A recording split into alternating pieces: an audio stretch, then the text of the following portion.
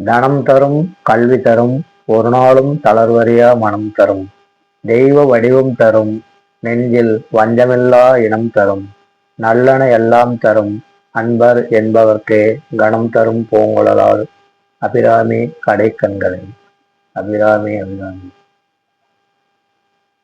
அனைவருக்கும் வணக்கம். என்னுடைய வாழ்வியல் ஜோதிடம் டிவி யூடியூப் சேனல் மூலமாக உங்கள் அனைவரையும் சந்திப்பதில் மகிழ்ச்சி. இன்று ஒரு புது விஷயத்தை ரகசியத்தை உங்களிடம் பகிர்ந்து கொள்வதற்காக இந்த காணொலியை நான் இன்று பதிவு செய்திருக்கிறேன். நண்பர்களே, இந்த உலகத்துல பிறக்கக்கூடிய உயிர்கள் எதுவா இருந்தாலும் அந்த உயிர் பிறக்கக்கூடிய நேரம் எதுவோ, அது மனிதர்களாக இருந்தாலும் எந்த உயிரினமாக இருந்தாலும், அந்த உயிர் பிறக்கக்கூடிய நேரத்தில் சந்திரன் எந்த நட்சத்திரத்தில் பயணித்துக் கொண்டிருக்கின்றதோ அந்த நட்சத்திரம்தான் அந்த உயிருடைய பிறந்த நட்சத்திரமாக நம்முடைய முன்னோர்களான ரிஷிகளால் சூட்சுமமான ஞான திருஷ்டியினால் அவர்கள் கண்டறிந்து இருக்கின்றார்கள். அந்த வகையில் ஒரு மனிதனுடைய பிறப்பு என்பது தாயின் கருவறையிலிருந்து இந்த பூமிக்கு வரும் பொழுது அந்த பிறப்பு என்பது சுகப்பிரசவ முறையில் இருந்தாலும் சரி அல்லது அறுவை சிகிச்சை முறையில் பிறந்தாலும் சரி, அந்த உயிரானது இந்த பூமியில் ஜனிக்கக்கூடிய நேரத்தில் எந்த நட்சத்திரம் ஆதிக்கமாக இருக்கின்றதோ அந்த நட்சத்திரத்தில் பிறந்த குழந்தையாக அது கருதப்பட்டு அந்த நட்சத்திரத்தின் ஆதிக்கத்திலே பிறந்த குழந்தையாக அதை ஜாதகத்திலே கணித்து கொடுக்கிறார்கள். இந்த நட்சத்திரத்துக்கும் நம்மளுடைய பிறப்புக்கும் என்ன சம்பந்தம் இருக்குது? ஏன் நம்ம ஒரு ஜாதகத்தை எழுதுறப்ப அந்த நட்சத்திரத்தில் பிறந்தாங்கன்னு சொல்லி எழுதுறோம்? ஒரு கோவிலுக்கு போய் நாம் அர்ச்சனை செய்கிறதா இருந்தால் கூட நம்மளுடைய பெயருக்கு நீங்கள் பிறந்த நட்சத்திரம் என்ன நட்சத்திரங்க அப்படின்னு சொல்லி நம்ம பெயரையும் நட்சத்திரத்தையும் கேட்டுட்டு அதுக்கு பிற்பாடு தான் அந்த அர்ச்சனையை அவங்க செய்கிறாங்க. நம்மளுடைய இந்து மத கலாச்சாரத்தில் இது தொன்றுபட்டு இருக்கக்கூடிய ஒரு வழக்கம். எதற்காக இந்த பெயருடன் சேர்த்து நட்சத்திரத்தை சொல்லக்கூடிய பழக்கம் இருக்கிறது அப்படிங்கிறது தான், நாம் பிறக்கக்கூடிய நேரத்துல சந்திரன் எந்த நட்சத்திரத்து மேல சஞ்சாரம் செய்து கொண்டிருக்கிறாரோ அந்த நட்சத்திரம் நம்முடைய பிறப்பு நட்சத்திரமா கருதப்படுது.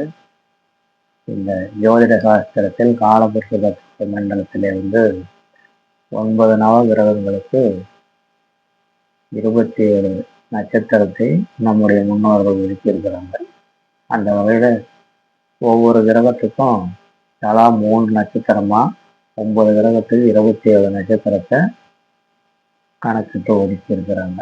இந்த 27 நட்சத்திரங்களுக்கு உட்பட்ட ஒரு நிலையில தான் ஒவ்வொரு மனிதர்களுடைய சிறப்பும் இருக்கும் அப்படிங்கிறத நீண்ட கால ஆராய்ச்சியின் அடிப்படையில் நம்முடைய ரிஷிமார்களால் ஞான திருஷ்டியினால் சூட்சுமமான பார்வையின் மூலமாக கண்டறியப்பட்டு அதை பல்வேறு ஓலைச்சுவடிகளில் எழுதி பின்பு ஜோதிட சாஸ்திரமாக இங்கே நாம் நம்முடைய அன்றாட வாழ்க்கையில் பயன்படுத்தி கொண்டிருக்கின்றோம்.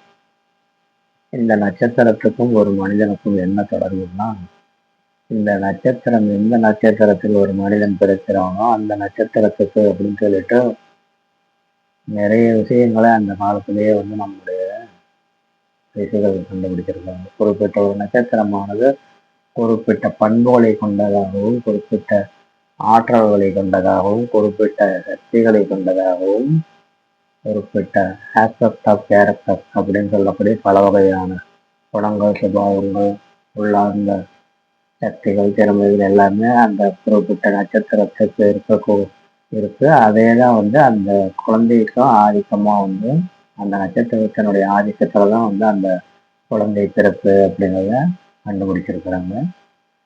அதுவும் இல்லாம அந்த நட்சத்திரம் ஒரு தனிப்பட்ட உயிராக கருத முடியாது. ஒரு நட்சத்திரம் இருக்குதுன்னா அந்த நட்சத்திரத்துக்குன்னு சொல்லிட்டு ஒரு தேவதை இருப்பாங்க. அதை தான் நம்முடைய இந்து மத சாஸ்திரத்துல 33 கோடி தேவர்கள் வந்து இந்த உலகத்தில் இருக்கக்கூடிய ஒவ்வொரு விஷயத்திற்கும் அதிபதிகளாக செயல்பட்டு அந்த விஷயத்தை அவர்கள் நல்லபடியாக செய்து கொண்டு இந்த பூமியுடைய இயக்கத்துக்கும் மனிதர்களுடைய உயிர் வாழ்க்கைக்கும் மற்றும் இந்த பூ உலக வாழ்க்கையில் மனிதர்களை தவிர இருக்கக்கூடிய அனைத்து ஜீவராசிகளுக்கும் என்ன தேவையோ அதை கிடைப்பதற்கு இயற்கையில் உள்ள சக்தியின் பரிமாற்றங்கள் தொடர்ந்து நடைபெற்று கொண்டிருப்பதற்கும் ஒவ்வொரு விஷயத்திற்குமே வந்து ஒரு தேவதைகள் இருப்பதா வந்து சூட்சுமமான வடிவத்தில் மனித புலன் உணர்வுகளுக்கு எட்டாத மனிதனுடைய கண் பார்வைக்கு தெரியாத அந்த சூட்சும உயிர்கள் என்று சொல்லப்படக்கூடிய 38 முக்கோடி தேவர்கள் தான் வந்து இந்த உலகத்தில் நடந்து கொண்டிருக்கக்கூடிய எந்த விஷயமாக இருந்தாலும் அவர்களுடைய ஆதிக்கத்திற்கும் கட்டுப்பாட்டிற்கும் உட்பட்டு தான் இந்த எல்லா விஷயங்களுமே வந்து உருவாகிவிட்டிருக்கு, அழிந்துவிட்டிருக்கு, வாழ்ந்துகிட்டு காப்பாற்றப்பட்டிருக்கு, எல்லாமே நடந்துகிட்டு. இதை நம்ம முன்னோர்கள் வந்து 33 கோடி தேவர்கள் அப்படின்னு 10 ரூபா சொல்லிட்டதுனால நம்ம ஆளுங்க அதை வந்து ஒரு பெரிய விஷயமா வந்து நினைச்சுக்கிறது இல்லை, பெரிய விஷயமா நினைக்க ஆரம்பிக்கிறது இல்லை. இதையே வந்து ஒரு இங்கிலீஷ்காரன் என்ன பண்ணான்னா ஒவ்வொன்றுக்கும் ஒரு பெயர் கொடுத்துடலாம். இப்போ ஒரு மலை, உயரமான மலை இருக்குதுன்னா அந்த மலையை காப்பாற்றுவதற்கு அதை பராமரிப்பதற்கு வந்து ஒரு மவுண்டெயின்ஸ் பெட்டு இருக்கு அப்படின்னு சொல்லி அவங்க இப்போ நம்ம முன்னோர்கள் எப்படி ஞான திருஷ்டின்னு பார்த்தாங்களோ அந்த ஆங்கிலேய ஞானிகள் கூட வந்து ஞான திருஷ்டியின் மூலமாக இந்த மாதிரி விஷயங்களை பார்க்கக்கூடிய நுட்பமான பார்வை திறன், புலனுணர்வுக்கு அப்பாற்பட்ட கிளேர்வெண்ட் என்று சொல்லக்கூடிய சூட்சும திருஷ்டி, ஞான திருஷ்டியில் பார்க்கக்கூடிய சக்தி படைத்த வெளிநாட்டு ஞானிகள் இருக்கிறாங்க. அந்த மாதிரி பார்வை படைத்தவர்கள் வந்து சில நூல்கள்லாம் கூட எழுதியிருக்கிறாங்க. அவங்க அந்த மாதிரி இவர்களுக்கு கொடுத்துருக்கக்கூடிய பெயர் என்னன்னு எடுத்துக்கிட்டோம்னா, இப்போ ஒரு நம்ம ஒரு மலை, நம்ம ஊர்ல எல்லாம் நிறைய மலைகள் இருக்கு இல்லையா, அந்த மாதிரி ஒரு மலை இருக்குதுன்னா அந்த ஒவ்வொரு மலைக்கும் ஒரு தேவதைகள் இருப்பாங்க. அந்த மலையில் ஏற்படக்கூடிய விளைவுகளுக்கு வந்து அவங்க பொறுப்பு எடுத்துக்கக்கூடியவங்களாகவும் அதை பாதுகாக்கக்கூடியவங்களாகவும் அந்த மலையில் இருக்கக்கூடிய உயிர்களுக்கு பாதுகாப்பு கொடுக்கக்கூடியவர்களாகவும் இருப்பாங்க. அப்போ அந்த மலையில் இருக்கக்கூடிய அந்த தேவதைகளுக்கு வந்து அந்த ஆங்கில ஞானிகள் கொடுத்துருக்கிற பேர் வந்து மவுண்டெயின் ஸ்பிரிட் அப்படின்னு சொல்லுவாங்க.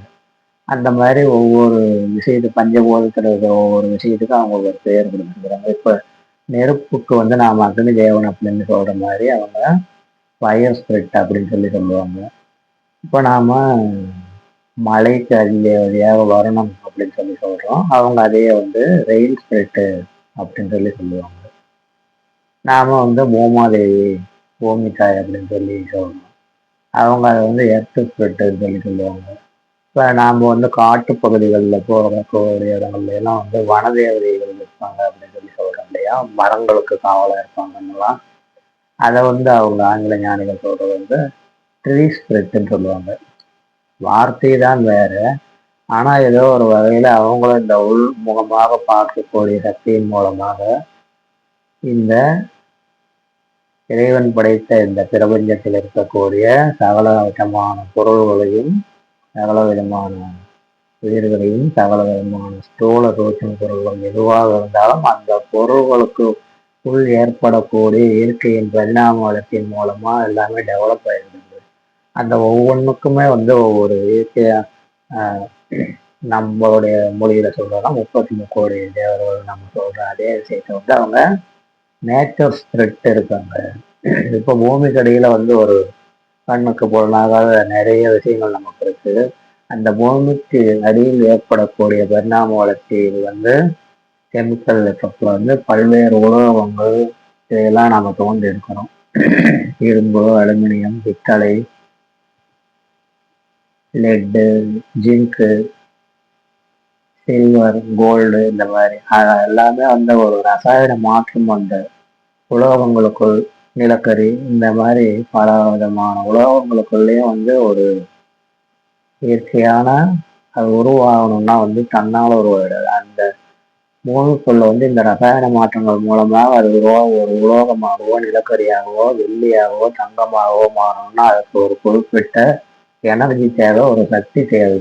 அந்த சக்தி ஏற்படுவதற்கு ஒவ்வொரு விஷயத்துக்கும் ஒரு அதிதேவதைகள் இருக்கிறாங்க. அந்த அதிதேவதைகள்கிட்ட இருந்து வரக்கூடிய அந்த சக்தி மூலமாக தான் இந்த பூமிக்கடியில் இருக்கக்கூடிய பரிமாற்றங்கள் மூலமா கனிம வளங்கள் எல்லாமே உருவாகுது. அந்த மாதிரி ஒரு மரத்துக்கு அந்த மாதிரி ஒரு தேவதை இருக்கிறாங்க, நீருக்கு ஒரு அதிதேவதைகள் இருக்கிறாங்க, மலைக்கு ஒரு அதிதேவதைகள் இருக்கிறார்கள், ஆகாயத்துக்கு இருக்கிறார்கள், மரங்களுக்கு ஒரு அதிதேவதைகள் இருக்கிறாங்க. இது எல்லாமே இறைவன் படைத்தது. நம்மளுடைய மனித ஸ்தூல கண் பார்வைக்கு, புலன் உணர்வு பார்வைக்கு தெரியாது. ஆனா அவங்க காலங்காலமா அவங்களுக்கு கொடுக்கப்பட்ட பணியை எந்தவித எதிர்பார்ப்பும் இல்லாமல், எந்தவித செய் நன்றியும் மனித குலத்திடமோ மற்ற உயிர்களிடமோ எதிர்பார்க்காம தான் அவங்க செஞ்சுக்கிட்டு இருக்காங்க.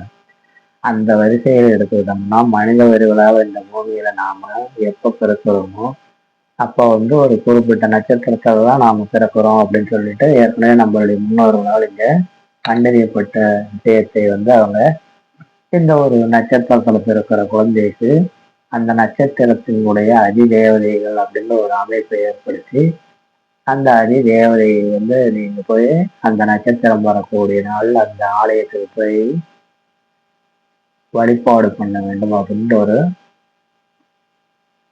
ஒழுக்க முறையை நமக்கு போதித்திருக்கிறார்கள். நம்ம எத்தனை பேர் போறோமோ நம்மளுக்கு தெரியாது. ஆனா அதுக்கான ஒரு செட்டிங்ஸ் அந்த காலத்துல ஏற்படுத்தியிருக்கிறாங்க. என்ன காரணத்துக்காக இந்த ரீத்தை நமக்கு செஞ்சிருக்காங்க அப்படின்னு சொல்லிட்டு கேட்டோம்னா, நமக்கு ஏதாவது ஒரு துன்பம் வரக்கூடிய காலத்திலோ, துயரம் ஏற்படக்கூடிய காலத்திலோ, வியாதி ஏற்படக்கூடிய காலத்திலோ, மன சஞ்சலங்கள் ஏற்படக்கூடிய காலத்திலோ, நம்ம அறியாமல் நாம் செய்யக்கூடிய செயல்களின் மூலமாக நமக்கு தோல்வி ஏற்படும் பொழுதோ, அல்லது விதிவசமாக மற்றவர்கள் செய்யக்கூடிய எதிர்மறை செயல்களின் மூலமாக நம்முடைய வாழ்க்கையில் நமக்கே தெரியாத ஒரு குணப்படுத்த முடியாத நோய்கள், தோல்விகள், பிரச்சனைகள் இது மாதிரிலாம் ஏற்படுறப்ப என்ன சொல்றாங்கன்னா, நீ எந்த நட்சத்திரத்துல பிறந்திருக்கிறியோ அந்த நட்சத்திரத்துக்குன்னு சொல்லிட்டு ஒரு தெய்வம் இருக்கு, ஒரு தேவதை இருக்கு. அந்த நட்சத்திரத்துடைய ஆதிக்கத்துலதான் நீ பிறந்திருக்கிற.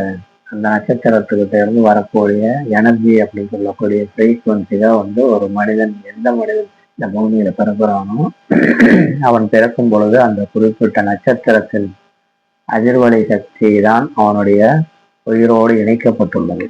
ஒரு குழந்தை இந்த பூமியில பிறக்கும் பொழுது ஒரு அஸ்வினி நட்சத்திரத்தில் ஒரு குழந்தை, காலபுருஷ தத்துவத்தில் முதல் நட்சத்திரமா வரக்கூடிய அஸ்வினி நட்சத்திரத்தில் ஒரு குழந்தை பிறகுது அப்படின்னு சொல்லி எடுத்துக்கிட்டோம்னா, அந்த அஸ்வினி நட்சத்திரத்துக்குன்னு என்ன குணநலன்கள் நம்மளுடைய முன்னோர்களால் இங்கு எழுதி வைக்கப்பட்டுள்ளதோ அந்த குண பண்பு தன்மைகள், உள்ளார்ந்த சக்திகள், திறமைகள், ஆற்றல்கள் இது எல்லாமே கொண்ட ஒரு குழந்தையாக தான் அந்த குழந்தை இந்த பூமியிலே பிறக்கும். அந்த குழந்தையினுடைய உயிருக்கும் அந்த நட்சத்திரத்தின் சக்திக்கும் ஒரு தொடர்பு எப்பொழுதுமே உண்டு. அந்த நட்சத்திரத்துக்கிட்ட இருந்து வர்ற அந்த எனர்ஜி ஃப்ரீக்குவன்சி தான் இந்த குழந்தையோட உயிர் மையத்தோட கனெக்ஷன்ல இருக்கும். அந்த நட்சத்திரத்தினுடைய எல்லா விதமான சக்தியுமே அந்த மனிதனுக்குள்ளேயே இருக்கும். குணநலன்களும் இருக்கும், பண்புகளும் இருக்கும். அவன் உயிர் வாழ தேவையான அந்த எனர்ஜி பிராணா அந்த நட்சத்திரத்துக்கிட்ட இருந்துதான் இந்த குழந்தைக்கு, மனிதனுக்கு அவன் பிறந்த நொடியிலிருந்து அவன் அந்த மரணம் வரைக்குமே அந்த நட்சத்திரம் தான் அவனுக்கு உண்டான உயிர் வாழ்வதற்கு உண்டான சக்தியை அவனுக்கு கொடுத்து கொண்டிருக்கின்றது.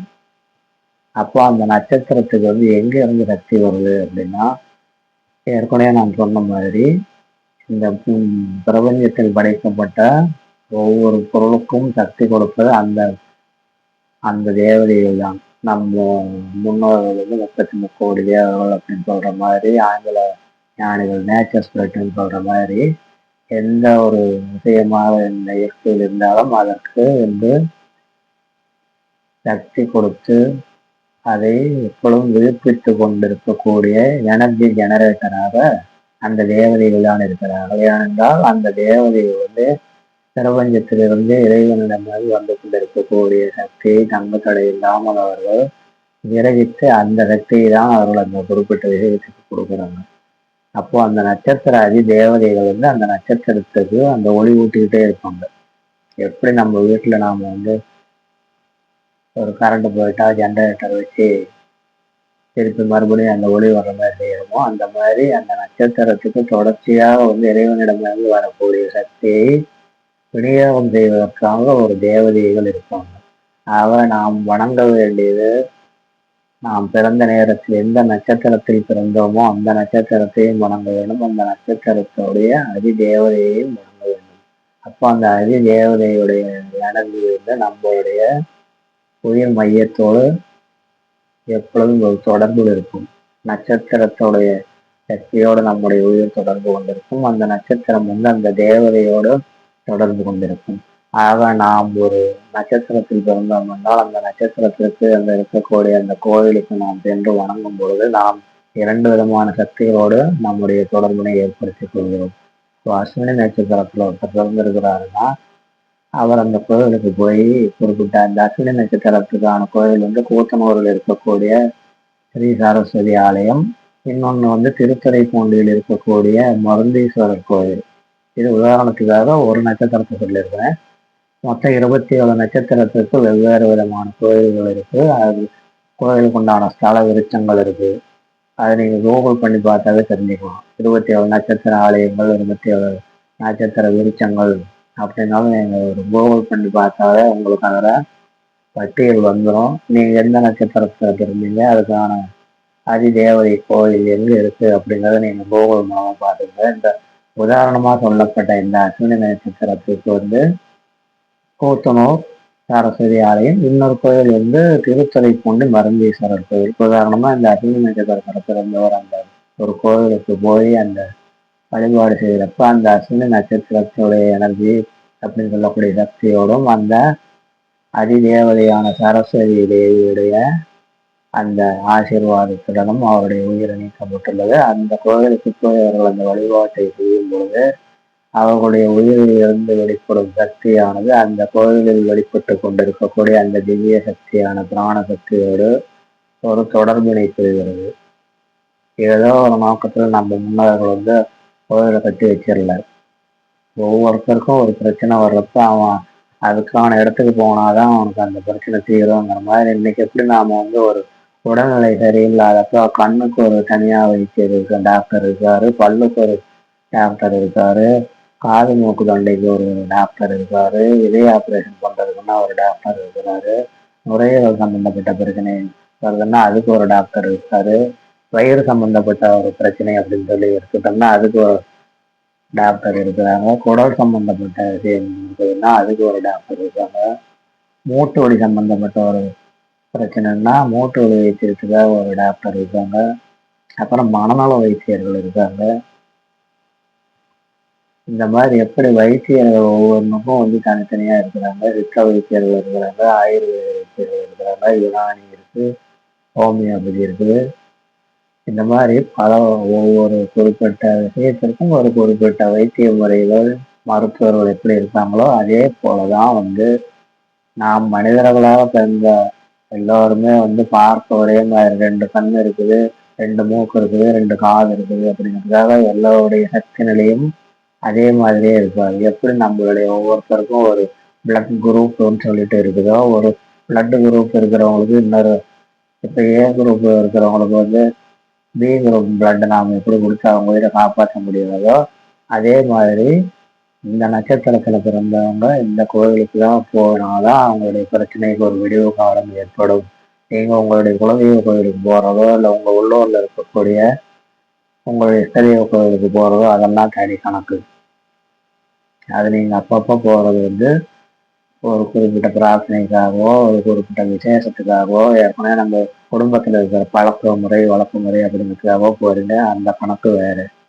இந்த நட்சத்திர கோவிலுக்கு அதிதேவதை கோவிலுக்கு போறது நீங்க ஒரு ஆர்ட் ஸ்பெஷலிஸ்ட் கிட்ட எப்படி ஒரு ஆர்ட் சம்பந்தப்பட்ட பிரச்சனைக்கு அதுக்காக அவர்கிட்ட போனா மட்டும்தான் குணமாகும்னு சொல்லிட்டு நாம போறோமோ அந்த மாதிரி நாம பிறந்த நட்சத்திரம் எதுவோ அந்த நட்சத்திரத்துடைய அதிதேவதை கோவிலுக்கு போனால்தான் நம்மளுடைய இந்த உடலுக்கு உள்ளே இருக்கக்கூடிய சூட்சும சக்தி மையங்கள் என்று சொல்லப்படக்கூடிய முதுகுத்தண்டு உள்பகுதியில் இருக்கும் தொழுமுனை நாடியிலிருந்து வெளியே உள்புறமாகவும் வெளிப்புறமாகவும் பரவி இருக்கக்கூடிய நம்முடைய மூலாதார சக்கரம், சுவாதிஷ்டான சக்கரம், மணிப்பூரக சக்கரம், அநாதக சக்கரம், விசுத்தி சக்கரம், ஆகினை சக்கரம், நெற்றி சக்கரம், சகசிரார சக்கரம் மற்றும் அதற்கு மேலே இருக்கக்கூடிய துவாதசாந்த பெருவழி கனெக்ஷன் அப்படின்னு சொல்லக்கூடிய சூட்சமமான சக்தி மையங்கள் மூலமாக தான் நாம் இந்த உலக வாழ்க்கையிலே உயிர் வாழ்ந்து கொண்டிருக்கின்றோம்.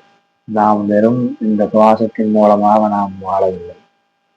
இந்த இரண்டு மூக்கின் வழியாக உள்ளிழுத்து விடக்கூடிய சுவாசம் மட்டுமே இந்த மனித உலக வாழ்க்கைக்கு, ஜீவிதத்திற்கு, உயிர் வாழ்க்கைக்கு போதுமானது அல்ல.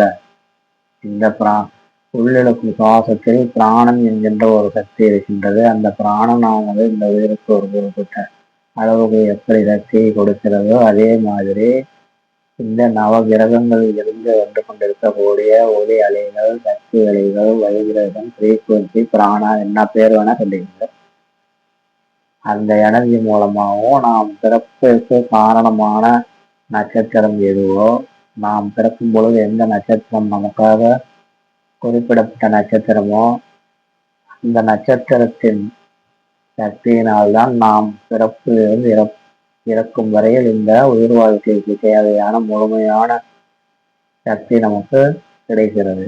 ஆக அந்த நட்சத்திரத்திற்கும் ஒளி ஊட்டி கொண்டிருக்கக்கூடிய அந்த அதிதேவதை கோவிலுக்கு நாம் சென்று வணங்கும் பொழுது, நீங்க எட்ட தெய்வத்தை கணக்கு வேறு, இந்த அதிதேவதையை வணங்கும் முறை வேறு. இந்த அதிதேவதை கோவிலுக்கு நீங்க போய் உங்க நட்சத்திரம், பிறந்த நட்சத்திரம் வரக்கூடிய நாளில் அந்த அதிதேவதை கோவிலுக்கு போய் நாம் உட்காந்து வழிபட்டுட்டு தியானம் செய்யறப்போ நம்மளுடைய இந்த மனித உடலுக்குள் இருக்கக்கூடிய சூட்சும சக்தி மையங்கள் மூலமாக அந்த திருக்கோயிலில் இருக்கும் தெய்வத்திடமிருந்து வெளிப்படும், அதிதேவதையிடமிருந்து வெளிப்படும் அந்த தெய்வீக சக்தி, உயிர் சக்தி, நாம் வாழ காரணமாக இருந்து கொண்டிருக்கக்கூடிய சக்தி, நம்முடைய தோள உடலையும் அந்த தோள உடலுக்கு உள்ளும் புறமும் இருக்கக்கூடிய அந்த சூட்சும சக்தி மையங்களையும் சக்தியூட்டி பல ஆண்டுகளுக்கு நாம் மேலும் ஆரோக்கியமாகவும், மன வளத்துடனும், செல்வ வளத்துடனும் இந்த பூமியில் வாழ தேவையான சக்தி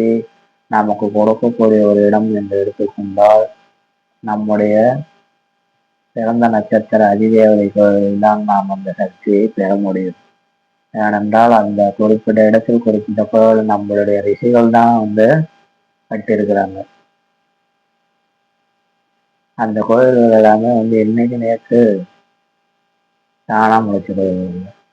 ஒரு குறிப்பிட்ட ஊர், குறிப்பிட்ட இடத்துல ஒரு குறிப்பிட்ட நட்சத்திரத்துக்கு ஒரு கோயில் இருக்குதுன்னா அந்த காலத்துல அந்த ஞான திருஷ்டியில் கிரகங்களிடமிருந்தும் நட்சத்திரங்களிடமிருந்தும் வெளியில் வந்து கொண்டிருக்கக்கூடிய அந்த பிராண சக்தி, தெய்வீக சக்தி எந்த இடத்தில் குறிப்பிட்ட அளவுக்கு அது அதிகமாக குவிகின்றது.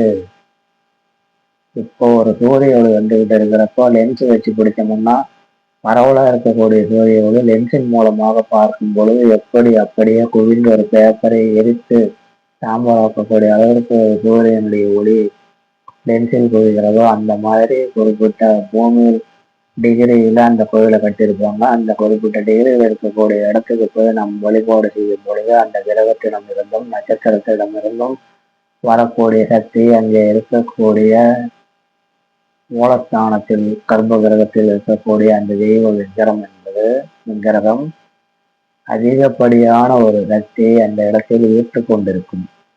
அந்த நட்சத்திர அதிதேவதை என்ற தெய்வீக சிலா வடிவமானது அந்த நட்சத்திரத்திடமிருந்து வந்து கொண்டிருக்கக்கூடிய அந்த தெய்வீக பிராண சக்தியை மிக மிக அபரிதமான அளவுக்கு எல்லா இடத்துக்கும் அந்த சக்தி வராது. அந்த கோயில் வழிபடுறப்ப அங்கே குவிந்திருக்கக்கூடிய அந்த தெய்வீக பிராண சக்தியானது அந்த சுற்றுப்புறம் முழுவதும் ஒரு குறிப்பிட்ட எல்லை வரைகளும் அந்த தெய்வீக சக்தி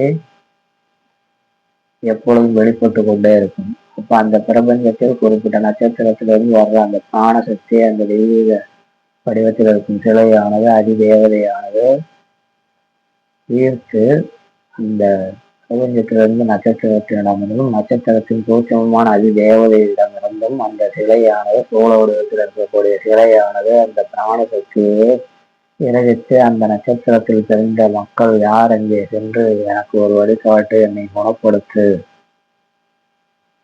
சரியாக்கு, எனக்கு ஒரு நல்ல வழியை கொடு, நல்ல வாழ்க்கையை கொடு என்று பிரார்த்தனை செய்பவர்களுக்கு அது ஒரு இறைவனின் வரமாக ஆசீர்வாதமாக அவர்களுடைய உச்சங்களில் இருக்கக்கூடிய சகசிரார சக்கரத்தின் மூலமாகவும் நெற்றியில் இருக்கக்கூடிய ஆங்கில சக்கரத்தின் மூலமாகவும் மற்ற பிற சக்கரங்களின் மூலமாகவும் அவர்களுடைய அந்த சூட்சும உடலில் அந்த தெய்வீக சக்தி ஒரு இணைப்பை பெறுகின்றது. அவர்களுக்கு அந்த அதில் உணரக்கூடிய தன்மையோ பக்குவமோ சூட்சுமமான ஞானமோ இல்லாத பாமர மக்களாகவே இருந்தாலும் கூட அந்த கோயிலுக்கு நான் போயிட்டு வந்ததுக்கப்புறம் ரொம்ப நல்லா இருக்கிறேன், எல்லாமே சரியாயிடுச்சுன்னு சொல்லக்கூடிய பல லட்சக்கணக்கான மக்களை நீங்க பார்த்துருப்பீங்க. அப்போ அங்கே என்ன மேஜிக் நடக்குது? அந்த கோயில் என்ன மேஜிக் நடக்குது? இதுதான் மேஜிக். குறிப்பிட்ட டிகிரி பூமியுடைய ஒரு குறிப்பிட்ட டிகிரியில் கட்டப்பட்ட அந்த ஒரு உண்மைய பூமியான இந்த பூமியில் கட்டப்பட்ட அந்த புராதனமான கோயில் அப்படிங்கிறது அந்த குறிப்பிட்ட கிரகத்திடமிருந்தும் நட்சத்திரத்திடமிருந்தும் அதிதேவதையிடமிருந்தும் வரும் அந்த தெய்வீக தான ஒளியை தான சக்தியை விரகித்து அங்கே நான் தன்னை நாடி வரும் மனிதர்களுக்கு தேவையான வரங்களை அருளக்கூடிய ஒரு ஸ்தலமாக அது விளங்குவதால் அந்த கோயிலை நாடி செல்லும் மக்களுக்கு அந்த கோயில் சோழ உடலையும் அவர்களுடைய சூட்சும அமைப்பையும் சரி செய்து குணப்படுத்தி அவர்கள் வாழ்வதற்கு ஒரு சக்தியை அவர்களுக்கு கொடுக்கின்றது. ஆகவே இந்த உதாரணம் நான் ஒரு நட்சத்திரத்துக்கு மட்டும்தான் சொல்லியிருக்கிறேன். 27 நட்சத்திரத்துக்கு என்ன கோயில் அப்படிங்கிறத நீங்கள் கூகுள் பண்ணி பார்த்தாவே தெரிஞ்சுக்க முடியும். ஒவ்வொரு நட்சத்திரத்தில் பிறந்தவங்களும் குறைந்தபட்சம் வருடத்திற்கு ஒரு முறையாவது நீங்கள் பிறந்த நட்சத்திர நாளன்று அந்த கோவிலுக்கு சென்று உங்களுடைய பெயரில் அர்ச்சனை செய்து அந்த கோயிலில் ஒரு குறைந்தபட்சம் ஒரு 3 மணி நேரம் 4 மணி நேரமாவது இருந்து அமர்ந்து அதன் பிறகு ஊருக்கு கிளம்புங்கள். ஒரு கோவிலுக்கு நம்ம போறோம்னா அந்த கோவிலுக்கு போய் சேரனால 8 மணி நேரம் 10 மணி நேரம் ஒரு நாளே கூட ஜர்னி போகிறோம். ஆனால் அங்கே அந்த இறைவனை வணங்கிட்ட ஒரு 10 நிமிஷத்துல அந்த கோயில்ல இருந்து வெளியே வந்து மறுபடியும் வசப்படுத்தி ஊருக்கு வந்து சேர்ந்தா போதும் அப்படின்னு சொல்லிட்டு நாம வந்துடுறோம். அந்த மாதிரி இல்லாம இந்த பிறந்த நட்சத்திர கோயிலுக்கு போகக்கூடிய மக்கள் அங்கே வந்து வழிபாட்டை முடித்து விட்டு ஒரு 2-3 மணி நேரமாவது அமர்ந்து ஒரு அமைதியான நிலையில் சுவாசத்தை கவனித்து தியானம் செய்து அதன் பிறகு வந்தீங்கன்னா அந்த தெய்வத்திடமிருந்து வரக்கூடிய சக்தியானது உங்கள் சோழ உடலை குணப்படுத்தி சூட்சும அமைப்பாக இருக்கும் உங்களுடைய 6வது என்ன மாற்றம் செய்தால் உங்களுக்கு எது கிடைக்க வேண்டுமோ, உங்களுக்கு எது நடந்தால் நீங்கள் எது நல்லதோ அது உங்களுக்கு கிடைப்பதற்கு அந்த திருத்தலத்தில் இருக்கக்கூடிய இறைவனால் உங்களுக்கு தகுந்த அனைத்து விஷயங்களும் செய்யப்படும். அதனால் இதை ஞாபகத்தில் வைத்துக்கொண்டு உங்கள் பிறந்த நட்சத்திர கோயிலுக்கு சென்று உங்களை நீங்கள் வளர்த்து கொள்ளுங்கள், குணப்படுத்திக் கொள்ளுங்கள், அனைத்து செல்வ வளங்களையும் அடையுங்கள். எல்லோருக்கும் எல்லாமே கிடைக்கட்டும். இறைவனுடைய ஆசி அனைவருக்கும் கிடைக்கட்டும். இறைவா நன்றி நன்றி நன்றி.